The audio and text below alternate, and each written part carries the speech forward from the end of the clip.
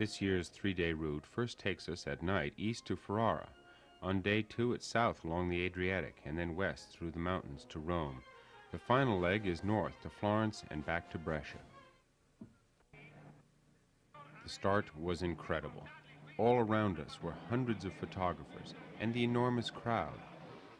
Adhering to the Mille Miglia tradition, each participant left one at a time at a predefined time. The focus of attention was the floodlit starting ramp, which each competitor drove up, just like the old days. My Mille Miglia co-driver was Augie Paps.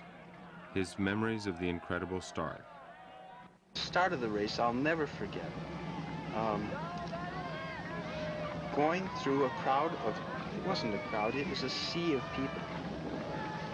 And you would see maybe 3-foot path in front of you, and somehow it opened up.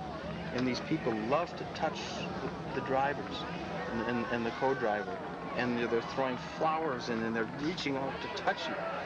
It reminds me of, what is it, Running with the Bulls in Pamplona?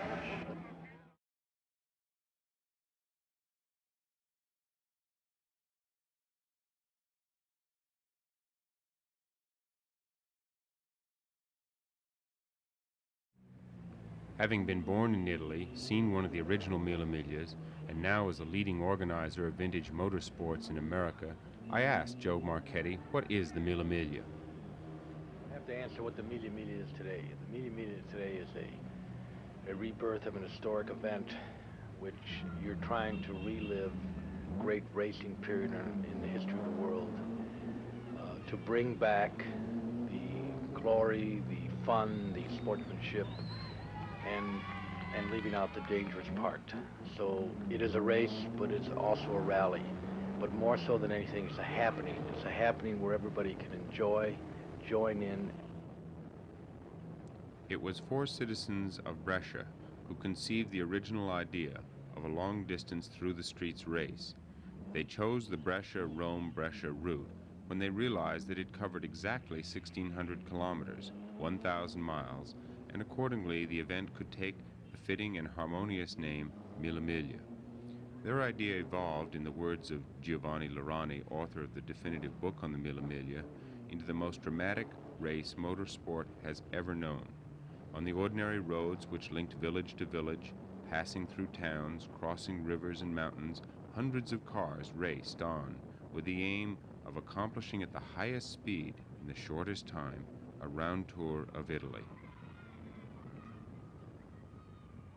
In 1957, the lead Ferrari averaged over 126 miles an hour down this street and through this famous arch. In the movie The Racer, the arch was brushed, Hollywood style, with John Fitch driving for actor Kirk Douglas. For the record, the Mille Miglia was run 24 times during the 30 years 1927-1957. It was known as the race of 14,000 corners. There were 12 different Mille Miglia courses. In the latter years, the faster cars completed the course in 10 to 13 hours, the slower cars in 18 to 20 hours. The fewest number of competitors were 57 in 1934, the largest number 521 in 1955. In the whole of the series of the Mille Miglia, it is estimated that 100 million spectators watched some 5,300 racers compete. Only 3 times did non-Italian cars win.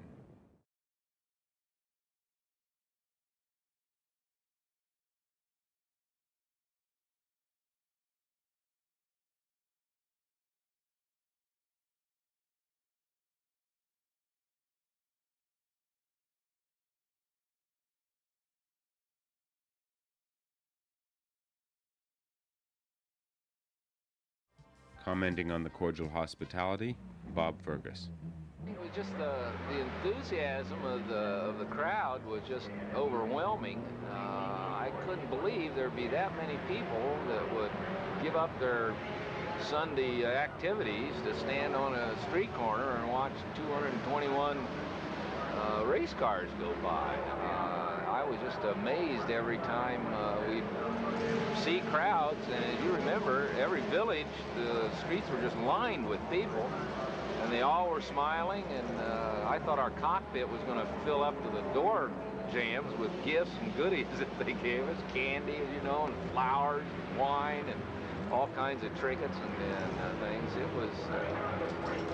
was the excitement of seeing the people having such a good time, and I think that made you have, you know, we all had a good time. We were just 1,000 miles of waving and smiling at people. Every aspect of the 1984 Mille Miglia reflected thorough planning and excellent organization. This was exemplified by the organizers' publication of a 188-page hardbound yearbook containing hundreds of color pictures. Another example were the gifts which awaited every entrant at the registration in Brescia. They included 2 specially manufactured traditional crash helmets of the polo type made famous by Sterling Moss, a multifunction stopwatch, silk tie, and 2 bottles of champagne, all of which were distinctively labeled with the famous Mille Miglia logo.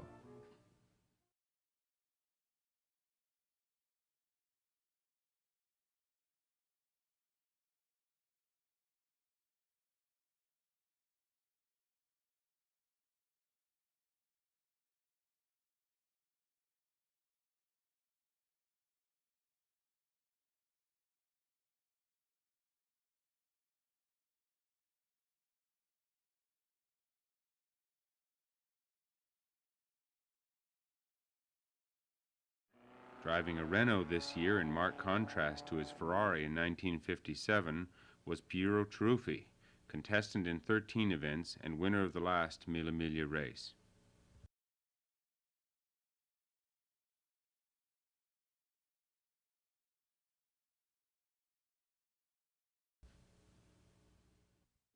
No marque was better represented than Alfa Romeo, and as it should be, for no marque played a larger role in the history of the Mille Miglia.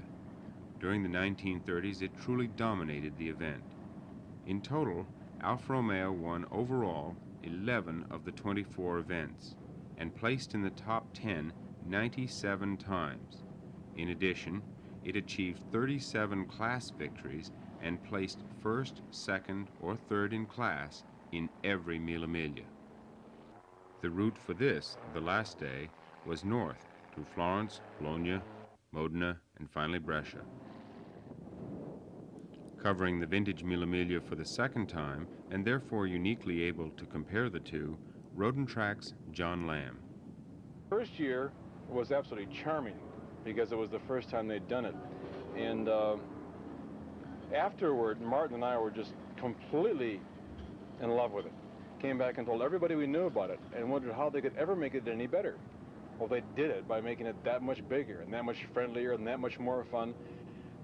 And without, as oftentimes happens, losing the personal, wonderful, neat little touches that went with the first one.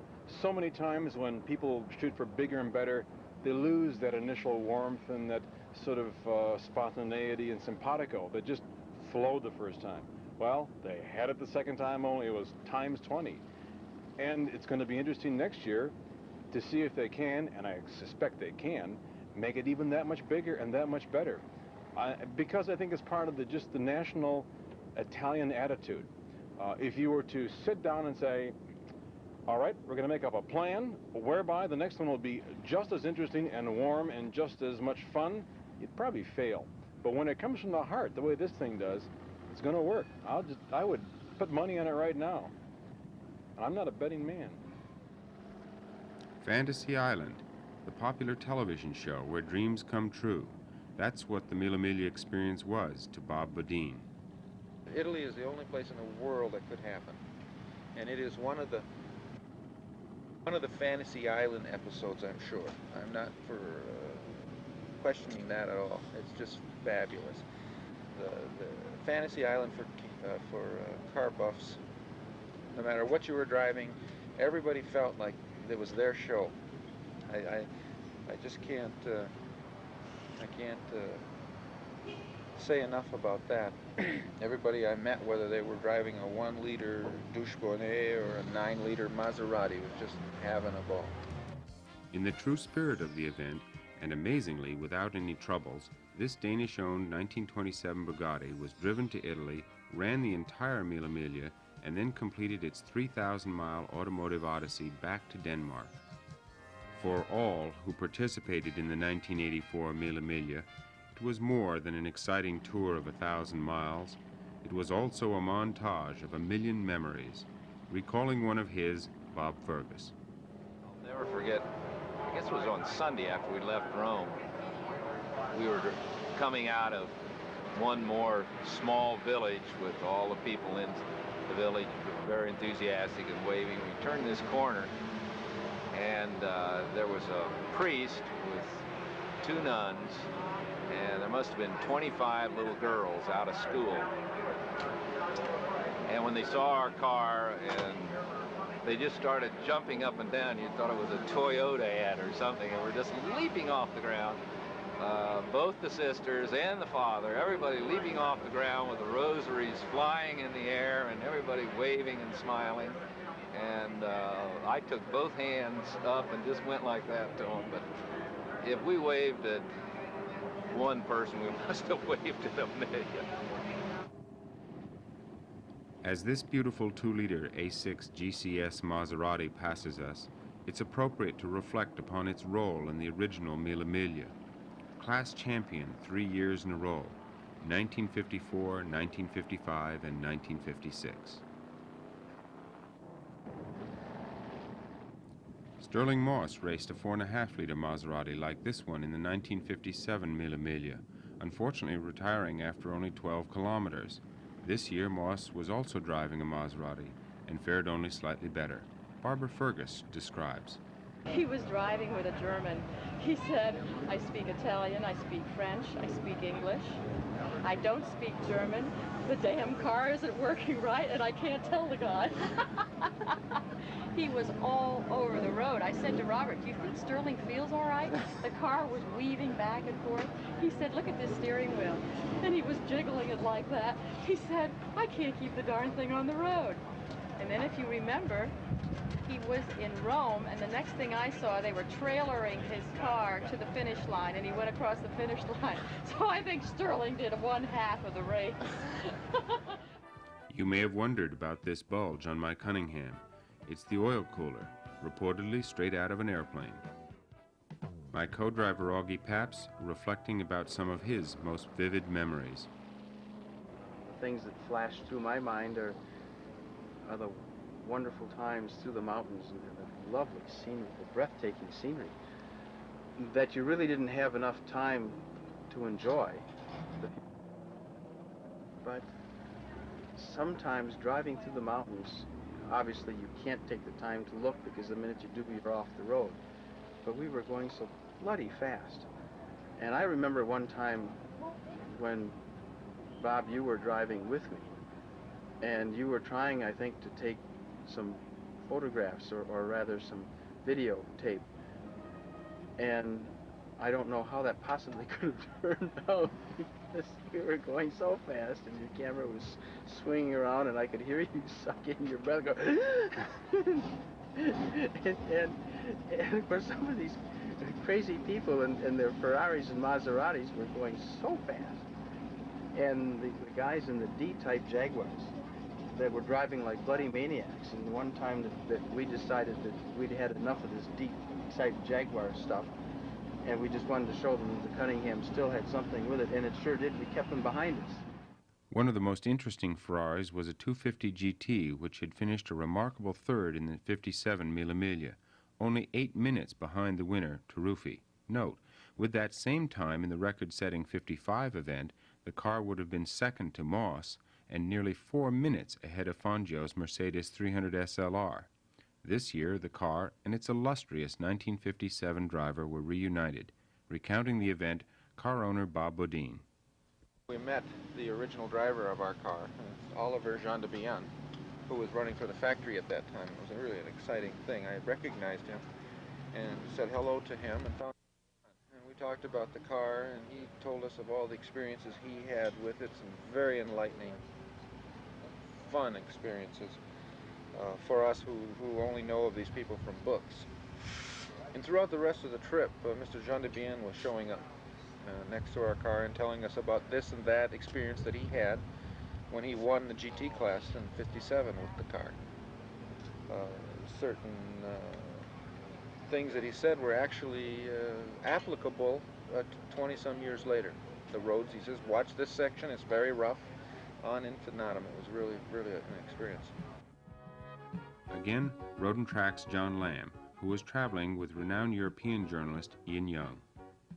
We stopped in a small town, and Ian Young and I both happened to be addicted to ice cream. And of course, Italian ice cream is really special.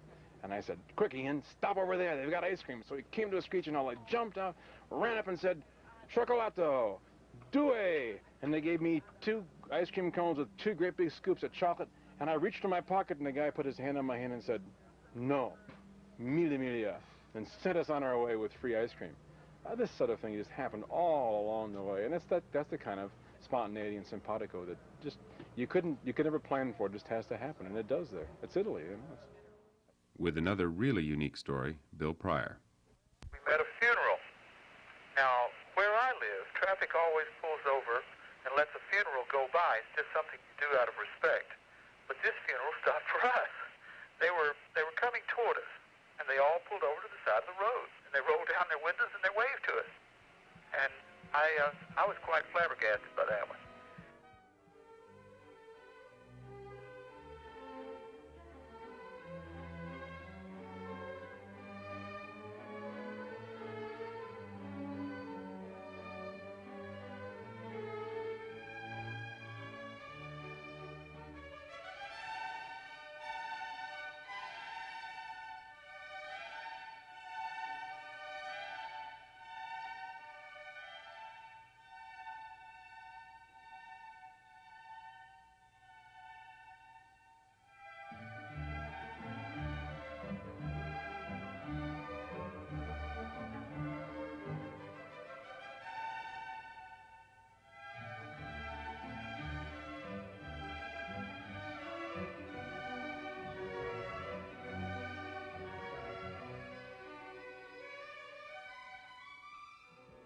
America's first world champion, Phil Hill. Well, Florence, of course, was just spectacular. But of course, I've been to Florence so many times that... but never like this. Never like that, no. Oh, that was just sensational. Bill Jacobs' most vivid memory. The most incredible thing was that literally for 1,000 miles of the race course, I don't think that there was 100 miles that the streets weren't lined with people out in the middle of the country. Mostly, I remember 50, 60-year-old ladies holding handkerchiefs, waving them as you came by, and just jumping up and down. And of course, there was whole schools of kids out, and they were all in their uniforms, and they're all cheering. And it could have been in the middle of the night and rain, and there was people lined up. One small town everyone vividly remembered. Toliara Tunov tells us why. We were stopped in a little town and forced to drink scotch by the mayor. One of the cars behind us declined the scotch, at which point the mayor drank it himself, I was told. After we drank our scotch, the mayor said in beautifully accented English, now you will drive much faster, yes, and waved us on. Now, I'd like to contrast that with just about any city in the United States. A pause to refresh was also part of the original Mille Miglia. These pictures of yesteryear bring back one of my most vivid memories of this year's event, talking with Sterling Moss about his epic victory and his recounting of the final very fast leg to Brescia. He was passing the earliest starters, the tiny front door Isettas. The speed differential was more than 100 miles an hour. With a chuckle of pleasure, he spoke of looking in his rearview mirror and watching the Isetta drivers fight to control their small cars from the wind buffeting created by his speeding Mercedes. As the participants in the 1984 Mille Miglia pressed northward over the legendary Futa and Ratacusa passes, part of all but 2 of the original Mille Miglia courses, it was extraordinary to reflect upon the great drivers who had preceded us and traveled this very road: Caracciola, Varzi, Villoresi, Maggi, Dreyfus, Campari, Marzotto, Ascari, Chiron, Farina, Collins, Klein, Castellotti, Berra, Taruffi, Jean Duby, Museum, and Von Trips, as well as the legendary Sterling Moss, Juan Manuel Fangio, and Tazio Nuvolari. Several of us felt like we were reliving Nuvolari's epic 1930 drive when he drove the final night part of that race with his headlights turned off until the finish, thereby, unknown to his long-standing rival Varzi, catching up and winning the race. In 1984, 3 of the American entries also had exciting night drives to the finish. Recounting the first, Augie Paps. That last day, after we left Modena, and the generator started to act up, at least that's what I thought it was, and I think it was the voltage regulator. If I just had enough brains to get out and give it a swift kick, I think it'd been okay. And the damn headlights, we had to turn off because we knew that we were going to drain the battery, and we would have actually. And finally picked up a police escort. And Jesus, we're going like bloody hell down the road with no lights and hoping that nobody's going to pull out on us. Recounting his adventure, Phil Hill. Big pain in the neck to not have any lights on that car. Oh, you had no driving No, lights? we just driving stroboscopically the whole time, just going on with little blinks. And each time the lights flash on, you get to see what you're going to come upon the next 10 seconds, you know. And that was nerve-wracking. Everyone had some amazing driving experiences. Recounting one of his, Toli Aratunov. I don't believe that Gene Hackman and the French Connection had half as much fun as we did going through one of the major cities in Italy, which I can't recall the name of right now. He had everything blocked off and laid out. All we had was the enthusiasm or fanaticism of a red Alfa belonging to the president of the French Alpha Club, which was mentioned in several publications as being one of the wilder drivers. But with the police help and with our little momentum of the majority of the people on the road, at least the majority driving fast on the wrong side of the road, we were up on sidewalks, we were waved through red lights at something approaching 60 miles an hour by the policemen, one of whom leaned over and rapped a motorcyclist on a helmet who was trying to take advantage of his green light to go across our path. And shortly after that, while I was remarking on that to Bill and also waving at people in the crowd and still blasting down the wrong side of the road, I looked up to realize a little old lady in a kind of a blue-gray Fiat that matched the pavement was coming at me head-on. She was planning on making a left turn, and I was over in her lane, and by the time her eyes got about as big as the headlights on her Fiat, I decided that I would have to pretend like I knew she was there all along. So as I passed her on the wrong side, putting me 2 lanes to the left of the yellow line, I casually waved and smiled at her and thought, I guess Sterling Moss would have done something like that. The next stop was Modena, home of the Ferrari factory. Reflecting on his return to the mark for which he won the 1961 World Driving Championship, Phil Hill. Well, we were one of the first there, and I had a little chat with Commendatore Ferrari before he moved up to the front where he was when everyone departed to go into the center of the town.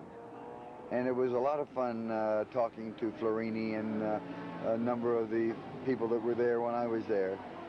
And it was just a great experience. And of course, I can't tell you what I felt about it when we moved on into the center of the, where the Ghirlandina and the church and everything are in the center. That was just fabulous.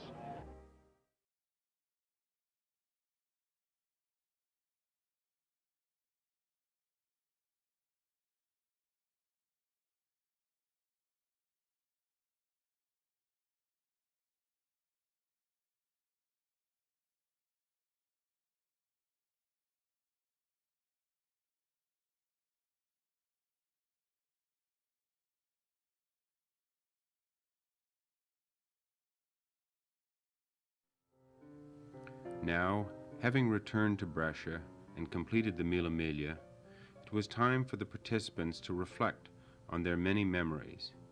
Here we briefly relive those 1,000 miles with Phil Hill and Murray Smith in Murray's 4.5-liter Bentley. However great our memories of the participating cars were, and they were wonderful, they were nevertheless overshadowed by the people with whom we shared our cars. Although we have all tried, words seem truly inadequate to describe their enthusiasm and the depth of the feeling of the Italian people for the Mille Miglia. Rodentrack's John Lamb maybe best reflected the sentiments of the American participants when he reported, "In the end, it was the people who watched the Mille Miglia who made the event so special. The crowds at scrutineering and the start, the children lining the fences in front of their schools, waving their handkerchiefs, the old men with well-worn faces sitting at roadside cafes, waving their caps, the workers laying down their shovels, trowels, rakes, or whatever, to pause, smile, and wave, the grandfathers pointing out cars to grandsons while explaining with words and gestures about the great Mille Miglia years, a man sitting alone by the road that climbs through the mountains, checking off the cars as they pass, the crowds waving at midnight under the orange glow of the few street lights in their small village, waiting for the cars, and the man from Brescia who had witnessed the start and finish of almost every Mille Miglia, as he said with misty eyes, "You must understand, this event was part of us, part of our lives."